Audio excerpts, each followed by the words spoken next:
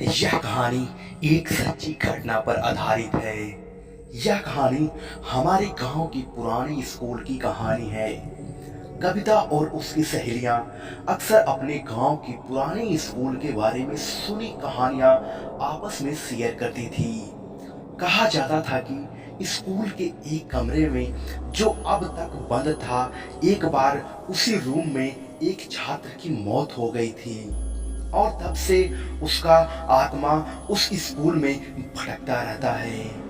एक दिन कविता और उसके सहेलियों ने हिम्मत जुटाई और उस पुराने स्कूल की जांच करने का फैसला किया।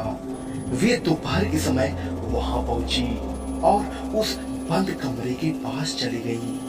कमरे का दरवाजा पुराना और जर्जर हो गया था, लेकिन जैसे ही उन्होंने उसे धक्का दिया, वह अचानक से अपने आप ही खुल गया और टूट करके दरवाजा नीचे गिर गया।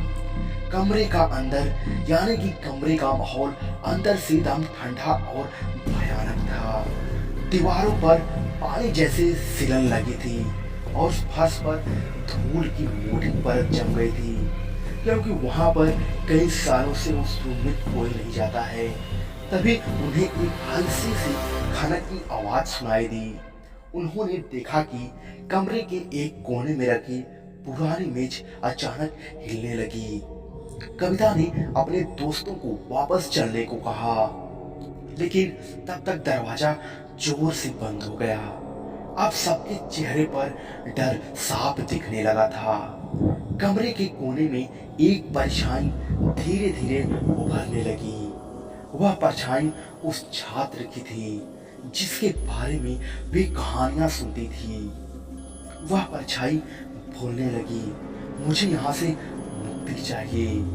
मेरी आत्मा यहाँ बहुत सालों से बंधी हुई है।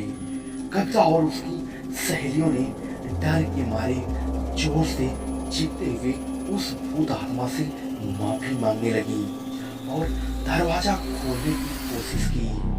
अचानक से दरवाजा फिर अपने आप से खुल जाता है और वे सभी लड़कियां उस भूतिया रूम से बाहर भाग जाते हैं। उस दिन के बाद कोई भी उस पुराने स्कूल के पास जाने की हिम्मत नहीं करता था।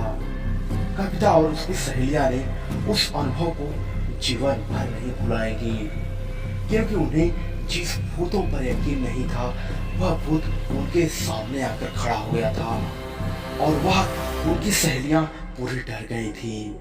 पूरे गांव में हल्ला मच गया कि स्कूल वाला भूत लड़कियों को कैद करके रखने ही वाला था, लेकिन किसी तरह लड़कियों ने जान बचाकर भाग गया। अब सभी गांव वालों ने मिलकर के उस स्कूल को एक बाउंड्री दे दी और उसके बाद गांव की कोई भी लड़का लड़की उस स्कूल में जाने की हिम्मत नहीं की। दोस्तों, ऐसा ही हॉरर स्टोरी देखने के लिए हमारे चैनल को सब्सक्राइब करें।